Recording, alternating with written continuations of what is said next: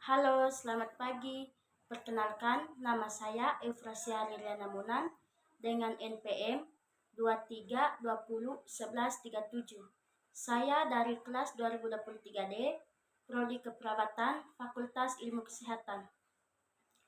Pada kesempatan ini, saya akan menjelaskan materi tentang agama dan lingkungan hidup yang berkaitan dengan sampah.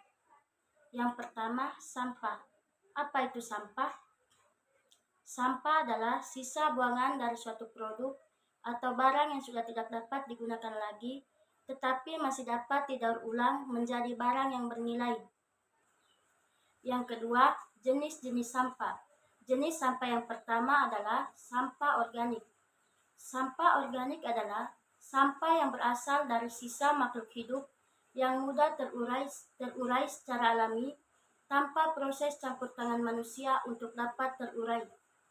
Contohnya, nasi, kulit buah, sayuran, bangkai hewan, dan kotoran manusia.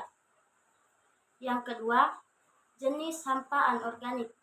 Jenis sampah anorganik adalah sampah yang tidak mudah membusuk, seperti sampah plastik pada pembungkus makanan, kertas, plastik mainan, botol, gelas minuman, kaleng, kayu, dan lain-lain. Yang ketiga, manfaat dari sampah organik dan sampah anorganik. Yang pertama, manfaat dari sampah organik. Yang pertama, dapat diolah menjadi kompos atau pupuk organik. Yang kedua, dapat digunakan sebagai bahan tambahan pakan ternak. Yang ketiga, dapat diubah menjadi biogas dan listrik. Yang kedua, manfaat dari sampah anorganik. Manfaat dari sampah anorganik adalah sebagai bahan kerajinan dari sampah plastik atau limbah. Contohnya, sampah plastik dapat dibuat tas dan taplak meja. Yang keempat, bahaya sampah bagi kesehatan. Sampah yang berserakan selain merusak estetika atau keindahan, juga menjadi tempat yang cocok untuk tumbuhnya organisme penyebab timbulnya penyakit. Selain itu, tempat tersebut juga menarik hewan perantara penyakit seperti lalat dan nyamuk. Sampah yang membusuk juga menghasilkan gas-gas beraroma tidak sedap yang juga mempengaruhi kesehatan. Yang kelima, perilaku membuang sampah yang benar. Yang pertama, buanglah selalu sampah pada tempat sampah. Sekecil apapun sampah tersebut, jangan dibuang di sembarang tempat.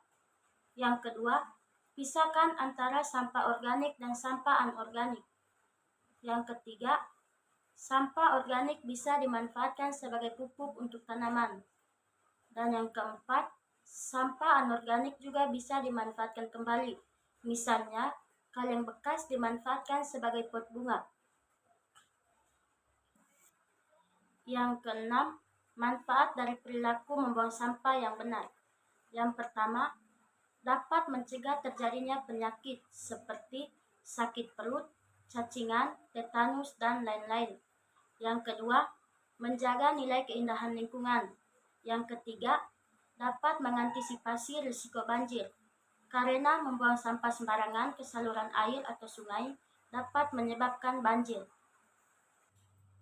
Yang ketujuh, akibat dari membuang sampah sembarangan. Selain berkurangnya volume sungai, sampah juga membuat aliran sungai menjadi mempet. Akibatnya, air akan meluap dari sungai dan menciptakan banjir. Semakin deras hujan yang turun, maka semakin besar banjir yang terjadi.